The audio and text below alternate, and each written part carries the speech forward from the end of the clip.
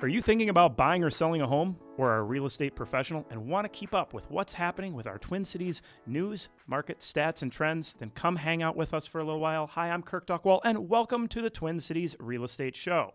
For those listening on AM 950, glad to have you here. And for those watching online, please remember to like and subscribe to our channel and videos. As always, we have all of our free offerings, classes, and more at TwinCitiesRealEstateShow.com. There you can download our free home buyer and seller guides as well as the BRIX report. We got the new one coming out here in just a matter of weeks. Some great predictions and stats in there. Also, we have free CE for realtors on there that you can register for. So again, TwinCitiesRealEstateShow.com. So today, a little bit different of a show. We're going to be talking about plumbing do's and don'ts after we kind of go over our weekly rundown of the stats. So I'd like to welcome back Ben Greilanger. Thank you for coming in. For sure. And our guest today, Ed Brazman, Lake State Plumbing. Thank you for having me. So where's the market stats today? No, I'll get that part covered. I was going to say there's a lot of stuff that I can do. That's definitely not one of them. All right, we'll get into the market stats, come back to you in a few minutes. But yeah, kind of want to cover some of the news that we're seeing because we're actually starting to see some big movement here in the Twin Cities market. It's taken a little while, and a lot of that has to do with the snow that we've been getting. Yeah, Surprise. Yes. Yeah, surprise that our market is somewhat dependent on weather. Yeah. We know that as we look at the seasonal movement, but we've definitely, with this heavy snow year, have seen some pretty big impact with like the showings per week per listing average. So normally when we come out of that New Year's timeline, we double in showing pace here in the Twin Cities. It goes from like an average listing getting like 2.5 showings in a week to 5 almost overnight. Well, we didn't see that this year. It took a few weeks for it to pick back up. So it was over Christmas week, I think it was about 2.6, something like that. And then we went to that 3.6 the following week. But during that timeline, I know we mentioned before, that was when we had that big snowstorm, right? The 3 days of snow. And then we also had the Monday observed holiday as well. So that was actually some good signs, but it still took a little while longer. So we finally did get up to a 5.6. I just ran that today as we're recording this as to that showing activity. So the market is really clipping along. And as realtors, you probably would notice that difference as you shift from a 3 into a 4. And as we go from that 5 into a 6, you're going to start to see that multiple offers starting to pick back up. And that's normal for this time of year. We're recording in January. So for those sellers listening out there and you're like, oh, I'm going to wait until it's spring and I'll put my house on the market because I got that really pretty garden. Yeah. If you wait until it's green, you're going to miss out on some green. You want to supply and demand. You want to be on the market with your nice house when the number of homes that are on the market are at kind of the lowest point. And so we know historically the highest prices received are like the week of March 12th. So if you really do want to capitalize on the spring market, and I would say I would rather be on the market as it's coming up than as it's going down. Because it's hard to predict exactly when it's going to peak.